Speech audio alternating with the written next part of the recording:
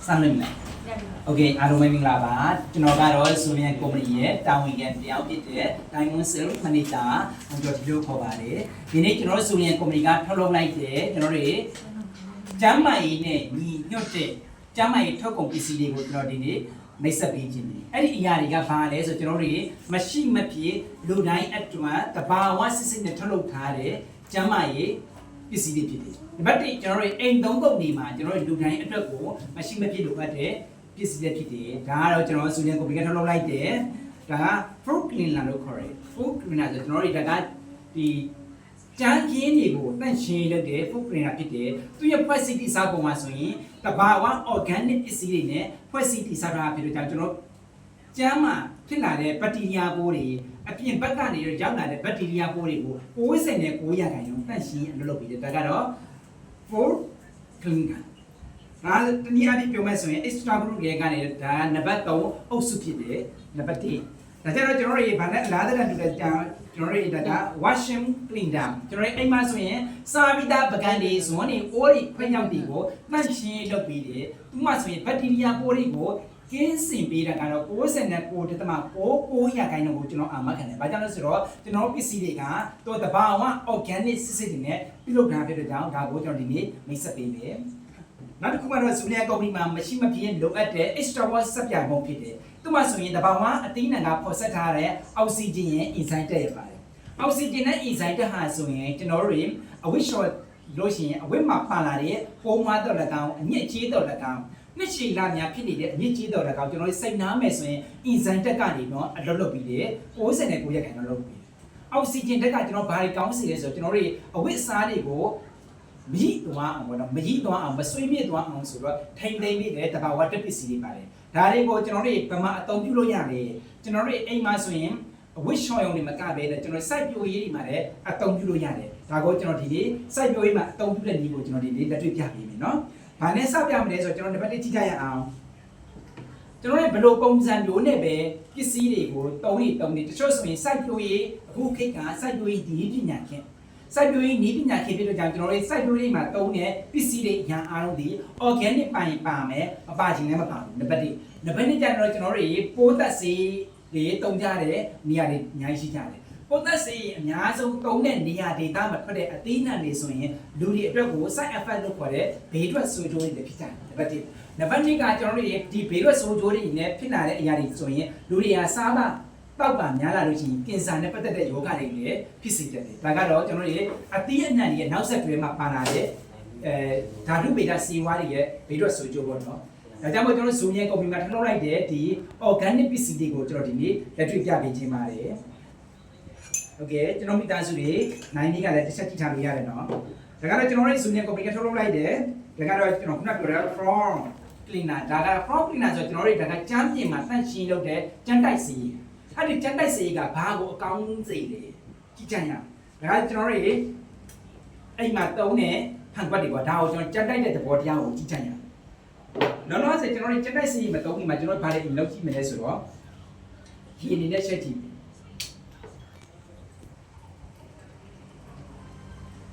ဒါကကျွန်တော်တို့ရေချက်ရေကိုကျွန်တော်တို့လက်တွေ့ပြမယ်ဆိုရင်အနည်းဆုံးလက်3လုံးလောက်ပဲပေါ့လက်3လုံးလောက်ပဲဒါဟုတ်လက်3လုံးလောက်ပဲထည့်မယ်လက်3လုံးထည့်ပြီးဆိုရင်ကျွန်တော်ဘာထည့်မယ်ဆိုတော့ကြမ်းတိုက်စေးကိုထည့်ကြည့်ကြရအောင်အဲ့ဒီကြမ်းတိုက်စေးရဲ့သဘောတဘာဝဘာတွေကောင်းစိတ်တာလဲเนาะကျွန်တော်တို့စိုက်ပျိုးရေးဒီမှာဆိုရင်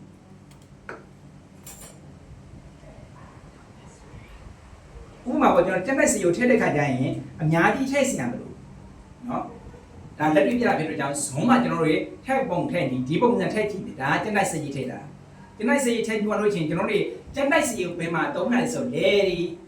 စိုက်ပျိုးတဲ့နေရာတွေပေါ့နော်စိုက်ပျိုးတဲ့နေရာမှာပဲကောက်ပဲတိနှံ့နေစိုက်ပျိုးတဲ့ခါကျရင်ဘယ်ပုံစံဆိုင်ရလဲဆိုတော့ကျွန်တော်ပြပြတာပေါ့နော်ဒါကတော့ကျွန်တော်တို့ကျန်တိုက်စကြီးကိုပထမအဆုံးဒစားထည့်နိုင်တယ်စက်ပြန်ပေါ့ရှုပ်တော့စက်ပြန်မဟုတ်ဘူးကျွန်တော်ဘယ်ပုံစံနဲ့လုံးဝမလဲကြည့်တိုင်းရဒါကတော့ကျန်တိုက်စကြီး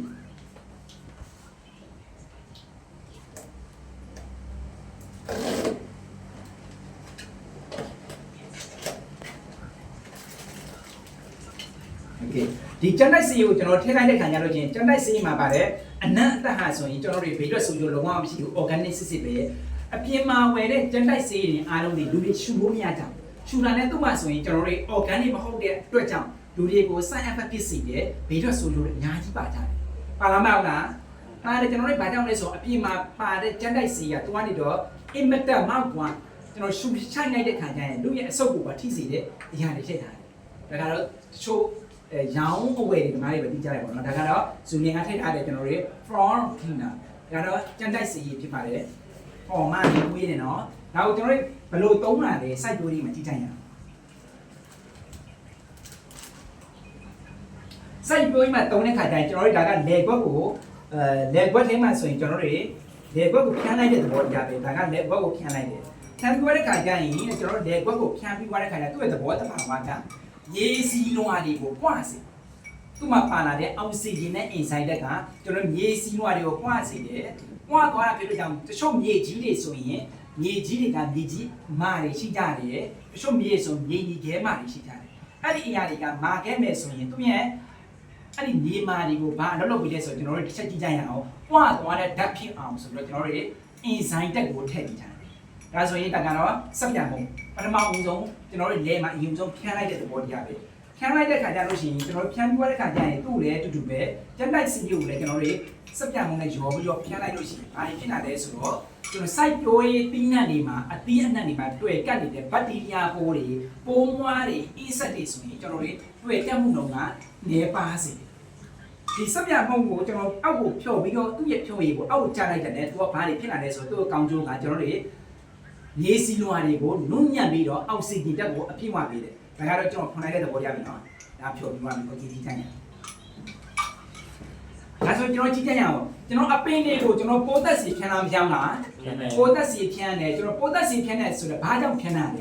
ဲကျွန်တော်နံပါတ်1အပွင့်နေပွင့်တဲ့ချိန်အသိနေတီးတဲ့ချိန်ကျရင်ကျွန်တော်တောင်းလေသမားတွေဆိုရင်ပိုးသက်စီကိုဖြန်းကြတယ်ပိုးသက်စီဖြန်းလိုက်တဲ့ခါကျလို့ရှိရင်ပိုးတွေကဘာကြောင့်ကျွန်တော်တို့အပင်ကနေတော့တွေ့ကတ်နေသေးလဲပိုးသက်စီဖြန်းရင်ဘာကြောင့်တွေ့ကတ်နေတာ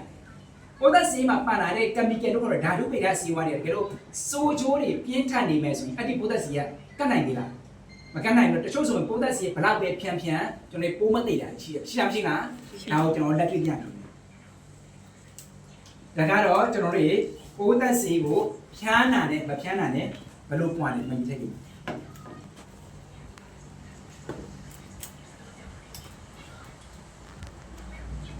โอเคကြည့်ကြရအောင်ဒါကကျွန်တော်တို့ဒီမှာဆိုရင်ကျွန်တော်တို့အပင်တစ်ပင်ကိုရေဖြန်းလိုက်တဲ့သဘောတရားပေါ့ပိုးသက်စီဖြန်းလိုက်တဲ့သဘောတရားပေါ့ဖြန်းလိုက်တဲ့ခါကျရင်ကျွန်တော်အပင်ဒီမှာရေကျန်တာဒီမှာဆိုရင်ဒါပိုးသက်စီမဖြန်းတဲ့သဘောတရားပဲရေမကျန်ဘူးဒါဆိုကျွန်တော်တို့ဒီမှာကြမ်းတိုက်စီးနဲ့စက်ပြန်မုံကျွန်တော်တို့ဖြော်ပြီးတော့ပိုးသက်စီဖြန်းတဲ့ခါကျရင်ကျွန်တော်တို့အကြွက်ဒီမှာရေကျန်တာမကျန်ဘူးလားကျန်တာမကျန်လားကျန်တယ်ဒီလိုမျိုးပဲကျွန်တော်တို့သူ့မှာဆိုရင်အောက်ဆီဂျင်ရဲ့အင်ဇိုင်းတက်ရဲ့ organic ရဲ့ပေါင်းထားတာဖြစ်တဲ့ကြောင့်ကျွန်တော်တို့ဒီမှာကျွန်တော်တို့ဖြန်းလိုက်တဲ့ခါကျလို့ချင်းသူ့မှာကတ်နေတဲ့ဘက်တီးရီးယားပိုးတွေ insect တွေတောင်တွေသမားတွေအများဆုံးသိကြတယ်နော်အဲ့ဒီ insect ပိုးတွေတွေ့ကတ်နေတယ်ဆိုရင်တဖြည်းဖြည်းနဲ့သူတို့တွေကအဲ့ဒီအနံ့သက်တွေကိုမကြိုက်တာဖြစ်လို့ကြောင့်ပိုးတွေအသေးမြန်တယ်ဒါလို့ရှိရင်ပုံရတဲ့ကျွန်တော်တို့တကယ်လို့ကြာသွားတဲ့ရေရှိခဲ့မယ်ဆိုရင်လည်းသူ့ရဲ့မြေစီလွှာမှာအပင်အရင်အပြည့်တွေမှာအားကောင်းတယ်နံပါတ်1ဒါလို့ရှိရင်မြေစီလွှာတွေအားကောင်းတယ်နံပါတ်3အသီးအပွင့်တွေပွင့်ရတာအင်မတန်မှအဆင်ပြေတယ်ဒါကြောင့်မို့ကျွန်တော်တို့ဒါကတော့ဇူလင်ကထုတ်လုပ်လိုက်တဲ့ extra group တွေကစက်ပြမုံနဲ့ကြက်တိုက်စီဖြစ်တယ်ဒါဆိုတော့3လား3နဲ့ကျွန်တော်တို့3ကြည့်မဲ့အနေထားဘာတွေကောင်းစေလဲဆိုကျွန်တော်တို့ကြည့်ကြရအောင်တကယ်လို့ဒီစက်ပြမုံတစ်ဖာမှာဆိုရင်ဒါ1ကီလိုအပြည့်ပါတယ်ဒါ1ကီလိုအပြည့်ပါတယ်ဒီစက်ပြမုံ1ကီလိုတစ်ထုပ်နဲ့ကျန်းတိုက်စီရဲ့တပူးဆိုရင်ကျွန်တော်တို့လေ9ဧကဖြန်းလို့ရတယ်။ဘယ်နှဧကလဲ9ဧကဖြန်းလို့ရတယ်တောင်သူလယ်သမားတွေအများဆုံးသိတယ်9ဧကဆိုရင်ကျွန်တော်တို့ရေဘဏ္ဍာထားလဲ3မိနစ်အဲ့တော့အဲ့ဒီကိုကြိုက်တဲ့လောက်ကိုဒီစုံဆိုရင်လေ9ဧကဖြန်းလို့ရတယ်။ကျွန်တော်ဘယ်အချိန်မှာတုံးကျင်တာလဲကျွန်တော်တို့တွေက site ပြည့်နေရခါကြလို့ရှိရင်အသီးကိုလိုချင်တာလားဥကိုလိုချင်တာလားဘယ်ပုံစံကိုလိုချင်တာလဲအပင်ကြီးထွားနှုံးကိုကြိုက်တာလားကိုကြိုက်တဲ့ပုံစံကိုမူတည်ပြီးတော့ကျွန်တော်တို့ဖြန်းမဲ့ဆိုရင်ကျွန်တော်တို့တောင်သူလယ်သမားတွေဆိုရင်အနည်းဆုံး9စုံတော့3ရုံနေနဲ့ကျွန်တော်တို့အသီးတွေသေးတွေအပွင့်တွေပွင့်တွေအပိန်တွေအောင်လေမြေစီလွှာတွေကောင်းနေဆိုရင်သူ့ရဲ့ဈေးနှုန်းကတိတ်မရှိစက်ပြမုတ်တစ်ခါရဲ့တန်ကြီးပမာဏကကျွန်တော်စူညံကုမ္ပဏီမှာဆိုရင်မန်ပါမဝင်နာဘူးသူ့ရဲ့ဈေးနှုန်းက200နဲ့မှ50နဲ့1မြာနဲ့မှ50နဲ့1မမဝင်ဈေးဆိုရင် 218ပန်း218ပန်းဒါကစက်တံမုံတစ်ထုံးရဲ့မမောင်ဝင်စည်းက218ပန်းကျန်တိုက်စည်းတပူရဲ့မမောင်ဝင်စည်းက200နဲ့2ပန်း212ပန်း212ပန်းရဲ့222ပန်းရဲ့222ပန်းရဲ့218ပန်းရဲ့ပေါင်းလိုက်လို့ကျွန်တော်400ကျော်မှာလဲဧက9ဧက3လို့ရမယ်ဆိုရင်3ညလား3ညလား 3ညနေ 3ညလား3ညလား 3ညနေ တကယ်လို့ကျွန်တော်တို့တွေဧကပေါင်းမြောက်များစွာရှိတဲ့တောင်သူတွေဓမ္မတွေရှိခဲ့မယ်ဆိုရင်အဲ့ဒီပုံစံတိုင်းကိုပဲအသုံးပြုပြီးဒါကတဘာဝစစ်စစ်ကထုတ်လုပ်နိုင်တဲ့ organic နံပါတ်1ကျွန်တော်တို့ဘာတွေကောင်းလာလဲဆိုတော့ကျွန်တော်တို့ site တိုးမြေတွေတဖြည်းဖြည်းနဲ့မြေစီလွှာတွေကောင်းလာတယ်ပိုးတွေတဖြည်းဖြည်းနဲ့ပပျောက်လာမယ်အသီးအနှံတွေထွက်တိုးတွေများလာမယ်ကိုလိုချင်တဲ့ပုံစံကွက်ကိုဖြန်းလို့ရတာဖြစ်တဲ့အတွက်ကြောင့်ကျွန်တော်တို့ယခုတဘာဝစစ်စစ်နဲ့ထုတ်လုပ်လာတဲ့ organic ပစ္စည်းတွေဆိုရင်ကျွန်တော်တို့စုနေကုမ္ပဏီမှာရှိပါတယ်ဒါကတော့ extra group ဖြစ်တယ်အခုလောကာလာမှာဆိုရင်ကျွန်တော်စုနေကုမ္ပဏီမှာဆိုရင်2025အခု6လပိုင်းကနေပြီးတော့နှစ်ကုန်ပြီကို promotion ရှိပါတယ်တကယ်လို့ကျွန်တော်တို့ကုမ္ပဏီမှာဆိုရင်အမှတ်600ပေါ့နော် promotion အမှတ်600ရှိခဲ့တဲ့သူဆိုရင်ကျွန်တော်တို့ကုမ္ပဏီမှာဆိုရင်ကျွန်တော်တို့ဒီမှာ promotion ကိုပတ်စံတိတ်တက်ပြန်ပေးတယ်အမှတ်900ဆိုရင်လည်းသူ့ရဲ့တိတ်တက်ပြန်ပေးတယ်အမှတ်1200ဆိုရင်ပတ်စံတွေတိတ်တက်ပြန်ပေးတယ်ဒါကြောင့်မို့ကျွန်တော်ရဲ့ရှင်းလာဆိုတော့မိသားစုတွေအခု line ထဲမှာရှိတဲ့မိသားစုတွေရှိမယ်ဆိုရင်ဒီလိုပုံစံမျိုးလေးတွေတုံ့ဆွဲပေးပါကိုယ့်ရဲ့အတိမိတ်ဆွေတွေများများပြန်ပြောမယ်ဆိုရင်ကျွန်တော်တို့လူသားတွေ organic တွေကိုများများစားပြီးအသက်ရှင်မယ်ဆိုရင်3ချိန်လား3ညနေ ဒါကတော့ကျွန်တော်စုနေကွန်ပျူတာထုတ်လုပ်လိုက်တဲ့ extra ဆက်ပြပုံနဲ့ front printer ကျန်တိုက်စေးရဲ့စုံပဲဖြစ်ပါတယ်